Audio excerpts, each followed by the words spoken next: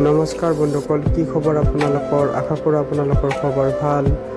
আজি লৈ আহিছোঁ উন্নতি বায়োগ্ৰাফি চিৰিজ। আজি আমি জানিম অসমৰ জনপ্ৰিয় অভিনেতা ৰাজকুমাৰ দাৰ বিষয়ে। বলকচোন তেওঁৰ বিষয়ে কিছু কথা জানো। তেওঁৰ ঘৰ হৈছে পাঠশালাৰ বজালিত।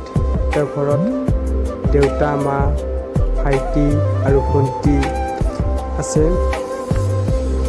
তেওঁৰ দেউতাকৰ নাম হৈছে ত্ৰিকেন্দ্ৰজিৎ তালুকদাৰ, মাকৰ নাম হৈছে গোলাবী তালুকদাৰ। তেওঁৰ শিক্ষাগত অৰ্হতা ক'বলৈ গ'লে তেওঁ বজালি HSৰ পৰা মেট্ৰিক পাছ কৰে আৰু বজালি মহাবিদ্যালয়ৰ পৰা হায়াৰ ছেকেণ্ডাৰী আৰু ডিগ্ৰী লাভ কৰে। তেওঁ সৰুৰে পৰাই মঞ্চ অভিনেতাৰ লগত জড়িত আছিল। লগতে নৃত্য আৰু মাৰ্চেল আৰ্টছো তেওঁ কৰিছিল। 2003 চনত তেওঁ গুৱাহাটীলৈ আহে আৰু NK প্ৰডাকশ্যনত কাম কৰিবলৈ সুযোগ পায়।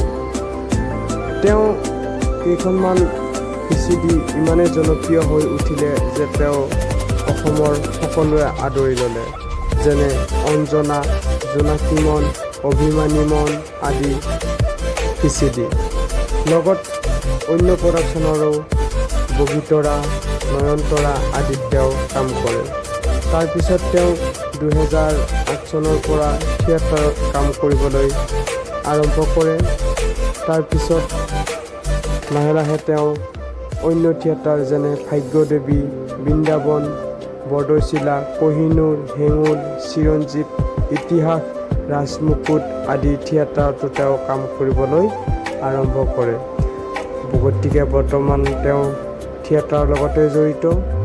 আগন্তুক সময়ত তেওঁ অন্য কামতো দেখা পাম বুলি আশা আমি কৰিছোঁ। গতিকে ভিডিঅ'টো আজিলৈকে ইমানেই আছিলে।